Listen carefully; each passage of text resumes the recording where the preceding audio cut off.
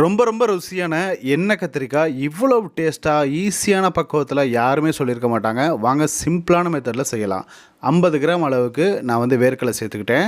அடுத்ததாக ஒரு 1/4 டீஸ்பூன் அளவுக்கு வெந்தயம் சேர்த்துக்கலாம். இது கூடவே 1 ஸ்பூன் அளவுக்கு வெள்ளை எள்ளு சேர்த்துக்கலாம். வெள்ளை எள்ளில் நிறைய சத்துக்கள் இருக்குது. 2 நிமிஷம் சிம்மில் வச்சு இதை வறுத்து எடுத்துக்கலாம். இதை வந்து நம்ம ஒரு மிக்ஸி ஜாருக்கு மாற்றிக்கலாம். இதை வந்து நம்ம ஃபுல்லாக மிக்ஸ் பண்ணி தனியாக பவுடர் மாதிரி சேர்த்துக்க போகிறோம். அது ஒரு ஓரமாக வச்சுக்கலாம். ஒரு பெரிய நெல்லிக்காய் சைஸ் அளவுக்கு புளியை வந்து நான் ஆரம்பத்தில் ஊற வச்சுக்கிட்டேன். இப்போ அடுத்ததாக ஒரு பேனில் ஒரு 4 டேபிள் ஸ்பூன் அளவுக்கு ஆயில் சேர்த்துக்கலாம். நம்ம கழுவி ரெடி பண்ணி தண்ணியில் உடனே போட்டனால கருப்படிக்காமல் இருக்குது. இதை வந்து நம்ம வறுத்து எடுத்துக்கலாம். இந்த மெத்தட் வந்து ரொம்ப சிம்பிளான மெத்தடு, ஈஸியானது. ஆயில் நிறைய சேர்க்கக்கூடாதுன்னு நினைப்பாங்கள்ல, அவங்களுக்கு இது ஈஸியான மெத்தடு. இதை வந்து நம்ம பொரிச்சு எடுப்பாங்க பொதுவாக. அது மாதிரி இல்லாமல் நான் கம்மியான ஆயிலில் இவ்வளோ சிம்பிளாக இதை வந்து வறுத்து எடுத்துக்கிட்டேன். செம்மையாக நமக்கு வெந்துருச்சு பார்த்தீங்களா, நல்ல கலர் ஈவனாக இருக்குது. இதை வந்து ஒரு ஓரமாக வச்சுக்கலாம்.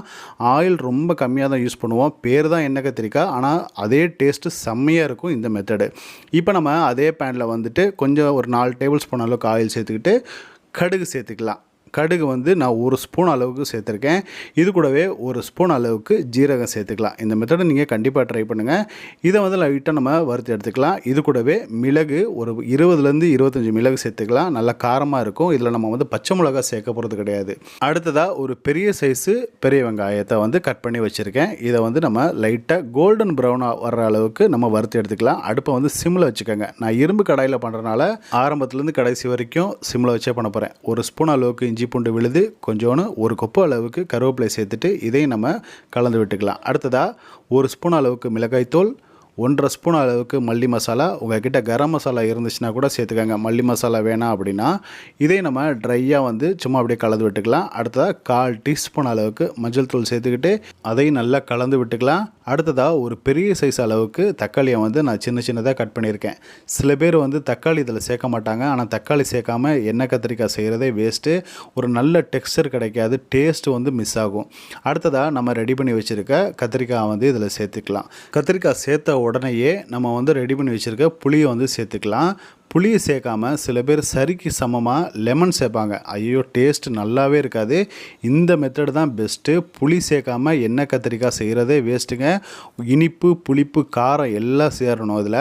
அடுத்ததாக 1/2 ஸ்பூன் அளவுக்கு நான் உப்பு சேர்த்துக்கிட்டேன். உப்பு வந்து எனக்கு தேவையான அளவுக்கு நான் சேர்த்துருக்கேன். நீங்கள் கொஞ்சம் பார்த்துட்டு சேர்த்துக்கோங்க. என்ன தான் புளி தண்ணி சேர்த்துருந்தாலும் நமக்கு கத்திரிக்காய் வந்து மசாலாவோட சேரணும்ல, அதனால் ஒரு 100 ml அளவுக்கு நான் தண்ணி சேர்த்துக்கிட்டேன். அது கூடவே நம்ம ஆரம்பத்தில் வறுத்து அரைச்சோம் பார்த்தீங்களா பவுட்ரு, அதாவது நம்ம வேர்க்கடலை, எள்ளு, வெந்தயம் சேர்த்து அரைச்சோம்ல, அதை வந்து சேர்த்துக்கலாம். மிக்சியில் அரைச்சதை வந்து நான் சேர்த்துக்கிட்டேன். பாருங்கள் எந்த அளவுக்கு நல்ல கிரேவி மாதிரி சூப்பராக வந்திருக்கு பார்த்தீங்களா.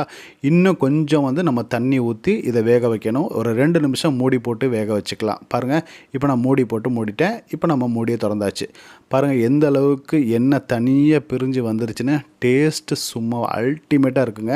நான் ஆரம்பத்திலே சொன்ன மாதிரி கொஞ்சோண்டு நாட்டு சர்க்கரை வந்து சேர்த்துக்கலாம். ஒரு 1/2 ஸ்பூன் அளவுக்கு சேர்த்தா போதும். இனிப்பு, புளிப்பு, காரம் 3மே இருக்கிறது தாங்க அல்டிமேட் டேஸ்ட்டாக இருக்கும்.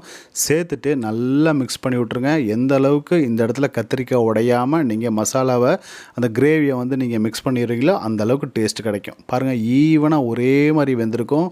பிரியாணிக்கு மட்டும் இல்லைங்க, சப்பாத்திக்கு அப்படி இருக்கும் டேஸ்ட்டு. இந்த மெத்தடை நீங்கள் கண்டிப்பாக ஒரு தடவை ட்ரை பண்ணுங்கள். சர்வ் பண்ணியாச்சுங்க. இதை நீங்கள் ஒரு நாள் ஃபுல்லாக வச்சு சாப்பிடலாம். அவ்வளோ டேஸ்ட்டாக இருந்துச்சு. இந்த மெத்தடை நீங்களும் கண்டிப்பாக ட்ரை பண்ணுங்கள். ரொம்ப ரொம்ப ரொம்ப சிம்பிளான மெத்தடு, ஈஸியான மெத்தடு. இந்த வீடியோ உங்களுக்கு பிடிச்சிச்சுன்னா கண்டிப்பாக லைக் பண்ணுங்கள். உங்கள் ஃப்ரெண்ட்ஸ் அண்ட் ஃபேமிலிக்கு ஷேர் பண்ணுங்கள். உங்களுக்கு எதுவும் டவுட் இருந்துச்சுன்னா கமெண்ட்டில் உடனே கேளுங்க, நான் ரிப்ளை பண்ணுறேன். அடுத்த வீடியோவில்